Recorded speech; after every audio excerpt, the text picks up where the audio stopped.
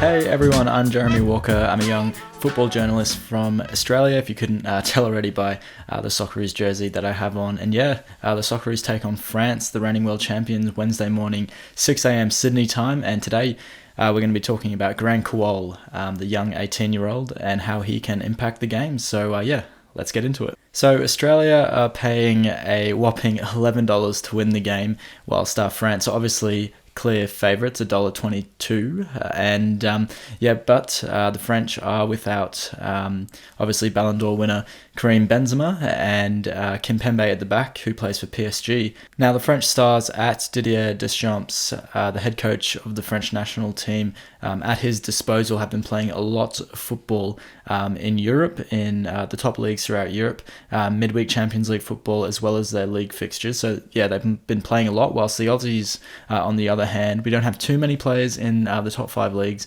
in Europe, and not too many playing in European competition during midweek. So perhaps the French will be tired heading into this game. We know it's a shortened break before the players head into the first matches of the World Cup, only about a week or so together in camp before the tournament started. The Aussies perhaps more fresh than the French. And Garang Kuol, obviously from the Central Coast Mariners in the men's A-League, heading to Newcastle United in the Premier League in January. He will be fresh as well, perhaps coming off the bench for Australia. So let's look at his stats and what he can perhaps provide for Graham Arnold's men. So Kuol hasn't even started a A-League game in his professional senior career, but he scored 6 goals and assisted 3 times in just 295 minutes of A-League football. So he's very effective when coming off the bench. And now as a substitute, he has stats equating to 2.44 non-penalty goals and assists per 90 minutes. So Kuol's goals per 90 minutes, it's a staggering 1.83, which is even above Manchester City's Erling Haaland on 1.57 goals per 90 minutes. Yes, Kuol is largely unproven on the international stage, having only received 1 Socceroos cap, coming off the bench as well against New Zealand recently back in September. But Kuol came off the bench in that Socceroos match against New Zealand and impressed once again from the bench with limited time on the field. He has raw pace, he has tight control when dribbling, he has a venomous right foot, he can even shoot with his weak foot on his left too, he's not afraid to shoot from distance either, and he can link up the play and bring others into play and get his head up for a pass. So, I think that even though he hasn't received too much football minutes on the park at a senior level, I think you can definitely unleash him against France in the second half, perhaps when they are tiring. Kuol is such a confident young man.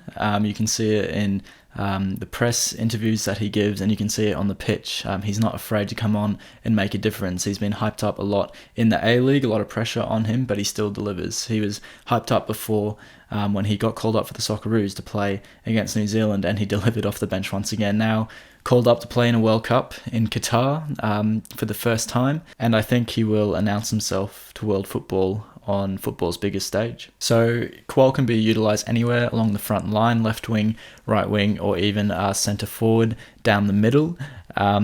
He has registered 75% of his shots on target this season and has 5.07 shots per 90 minutes, with 3.8 shots per 90 being on target, not including penalty kicks. So we know he's very effective when he comes on and makes the most of his shots in attacking positions. The young star is extraordinarily effective when coming off the bench, as I've already mentioned. He's only played 31.6% of minutes this season at the Central Coast Mariners, yet he has been involved in 33% of the team's goals. When Kuol has played this season for the Central Coast, they have a +8 goal difference when he is on the field, and the team's only conceded once as well when he's on the field.